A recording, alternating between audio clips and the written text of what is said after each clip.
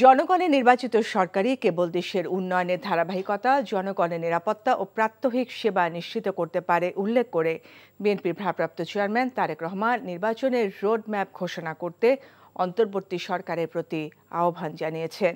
ঝিনাইদহ জেলা বিএনপি আয়োজিত গণসমাবেশে ভার্চুয়ালি যুক্ত হয়ে তিনি বলেন, জনগণের রাজনৈতিক অধিকার ফিরে পাওয়ার মাধ্যমেই অভ্যুত্থানে শহীদদের ত্যাগ সফল হবে। ঝিনাইদহ প্রতিনিধি মিজানুর রহমানকে সাথে নিয়ে নজরানা চৌধুরীর রিপোর্ট।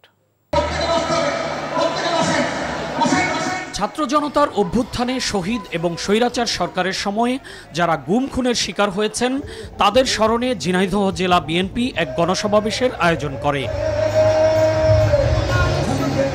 ঝিনাইদহ শহরের পায়রা চত্বরে অনুষ্ঠিত এই সমাবেশে জেলার বিভিন্ন স্থান থেকে বিএনপির নেতাকর্মীরা ছোট ছোট মিছিল নিয়ে যোগ দেয়।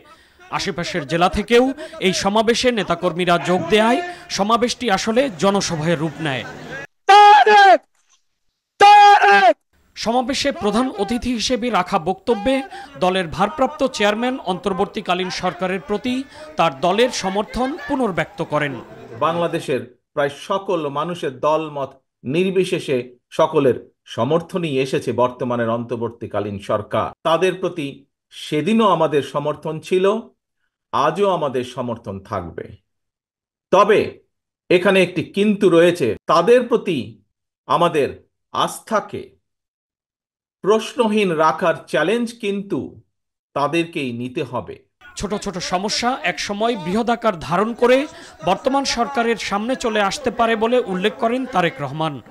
রোড ম্যাপ সেটি নির্দিষ্ট করতে হবে তাদেরকে।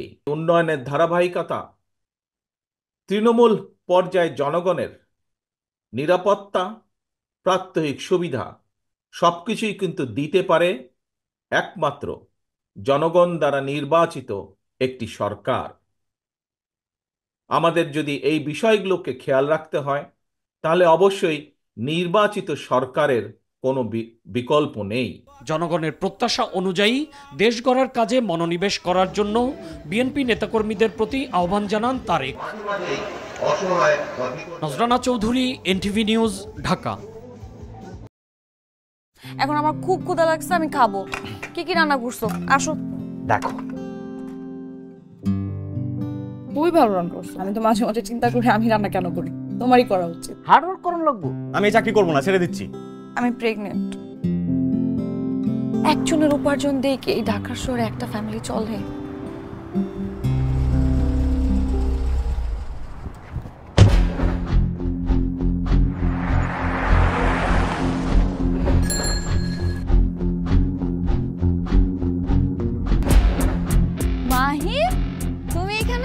পরিচয় করে দিই, উনি আমার বস। আমি ভালো করে চিনি।